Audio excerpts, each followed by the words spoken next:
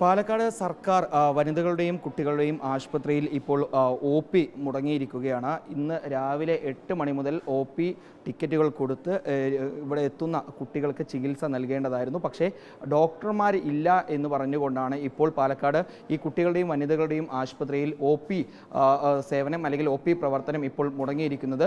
ഇവിടെ ഡോക്ടർമാർ നേരത്തെ ഉണ്ടായിരുന്നു, പക്ഷേ ഇവരിൽ ചില ആളുകൾ അവധിയെടുത്ത് മാറിയിരിക്കുകയാണ്. ചില ആളുകൾക്ക് മറ്റ് ഡ്യൂട്ടികൾ ഉള്ളതുകൊണ്ട് തന്നെ OP പ്രവർത്തനം ഇന്ന് ഇപ്പോൾ താത്കാലികമായി നിർത്തിയിരിക്കുന്നു എന്നാണ് ഇന്ന് രാവിലെയോടുകൂടി ഒരു അറിയിപ്പ് ഇവിടെ എത്തിയിട്ടുള്ള രോഗികൾക്ക് നൽകിയിരിക്കുന്നത്. ഇതുകൊണ്ട് തന്നെ ഇവിടേക്ക് ചികിത്സ തേടി കുട്ടികളുമായി എത്തിയ പല ആളുകളും ഇപ്പോൾ വലഞ്ഞിരിക്കുകയാണ്.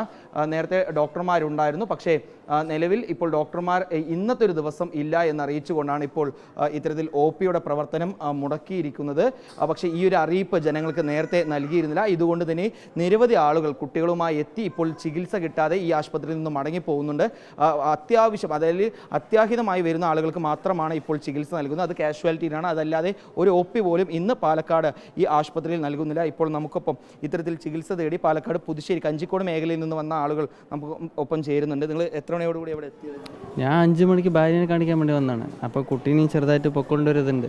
ആ സമയത്ത് ഒന്ന് കാണിക്കാൻ വേണ്ടി ഇതാക്കിയാണ്. ജസ്റ്റ് കുട്ടീൻ്റെ OP ഉണ്ടോ ചോദിച്ചപ്പോൾ ഇല്ല പറഞ്ഞു. അപ്പോൾ ശരി, അന്ന് എടുക്കാൻ പറ്റില്ല പറഞ്ഞു. അങ്ങനെ വിട്ടു. അത്ര തന്നെ.